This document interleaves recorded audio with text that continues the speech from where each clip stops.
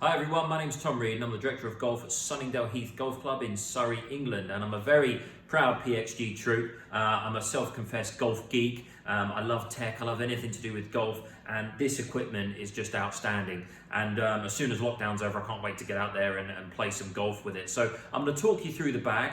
I was given the help and the expertise to put this set together by Matt Strawn, a master PXG fitter. Did an outstanding job of giving me this spec and relating it to the course I play and to my own individual performance. It's really important to do that. Now, I've got quite a traditional set, driver 3-wood, 5-wood, 3-iron through to pitching wedge, and then 2 wedges. So really traditional setup, but this helps me capitalize on my course design. I've got a lot of par 3s between 180 and 240. So loads of long par 3s here at Sunningdale Heath. So I've got a couple of long irons, a couple of fairway woods that I'm going to use to good effect to make sure I can hit those greens and get my pars. So I'm going to go from the top and work my way down. I've gone with the X series on the Gen2 Woods. And the reason I've done that is because I want to reduce the amount of spin I get on my driver. Now, the ideal world to maximize my distance is to launch the ball high and have the spin come down. So the X series really helps me do that. And I've gone with a Tour AD shaft, which is 60 gram X flex.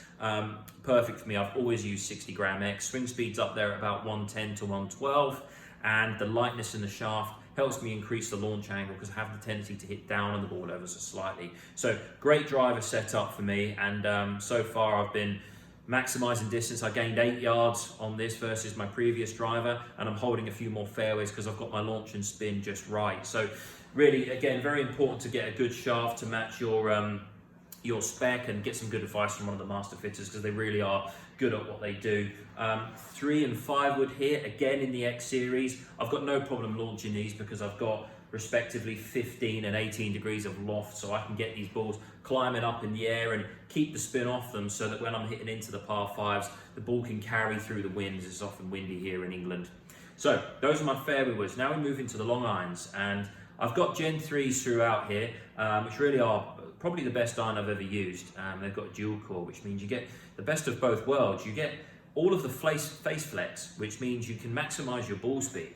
And with the dual core, you get the dampening effect in the head as well. So it feels really soft and smooth, you know, like an old forged blade used to. Now, I've gone with 3 and 4 iron here in XP, and the reason I've done that is a slightly larger sweet spot. I'm not proud. I want to make sure I hit my 3 and 4 iron out the center of the club, otherwise I'm not going to get the right trajectory and the right distance control. So I've gone with XP with a slightly longer head, and then blending these in to 5 iron through to a pitching wedge in the P head. Now the T head is obviously slightly smaller, probably more the pro iron to use, but I've gone middle of the road with P. Like I say, I'm not proud. I want to make sure I hit the center of the face. If I do that, I maximize my ball speed and I get the best amount of distance control, which is integral to scoring. I mean, the greatest player in the game, Tiger Woods, one of his trademark is being able to control his distance with his irons. So I've gone 5 through to a pitching wedge in those, and I've got a Project X 6.0 shaft I've always used.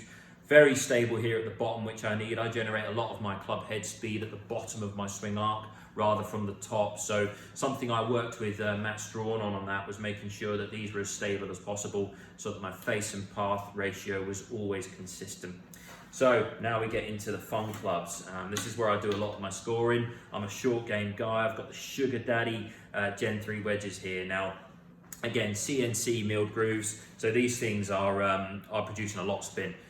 These are at the absolute maximum of groove sharpness, if you like, and listen, the more spin you can get around the greens, the better. The more spin you can get, the more control you have over the ball. The more control you have over the ball, the more consistency you have around the greens. So I've got a 52, which is bumped up to 53 degrees. And then I've got a 60 degree, which I've bumped down to a 59, so that my loft increments are even throughout. Now I can play a variety of shots with these 2 wedges. I got a 10 bounce on the 52, knocked to 53, and I got 7 bounce on the 60 with a good amount of heel relief. Now, I like to have lots of heel relief in my lob wedge, play a lot of parkland courses. I like to use a lot of the bounce and use a lot of the loft. I'm always laying the face open and playing those spinny shots around the greens because that's what the golf course I play on requires. So these guys are unbelievable. The feel on the face is outstanding. And I've gone for the black version as well because the chrome ones for me produce a little bit of glare occasionally from the sun. Plus, I just think they look really cool. and that's a big part about PXG. You can bespoke them and design them to just make them look brilliant, and they're just the best looking set of clubs I've ever had.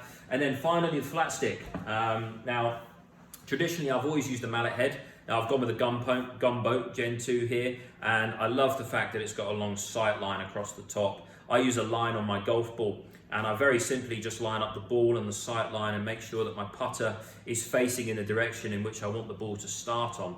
So absolutely brilliant putter, lovely in face balance as well, something that suits my style of stroke. And then I've gone with the Super Stroke PXG grip here on the top. Slightly bigger, I go with the thicker grip, which is really popular now, just to reduce hand action. I tend to have the tendency in my putting stroke to use my hands a little too much, so using the larger grip just basically helps me stabilize my hands and helps me return the face nice and square to the ball. So that's my bag, 14 brilliant clubs, and like I say, very proud to be a PXG troop, and can't wait to get back out on the golf course again and use them. So thanks very much PXG, and thank you for all of your support, and hopefully we'll see you out in the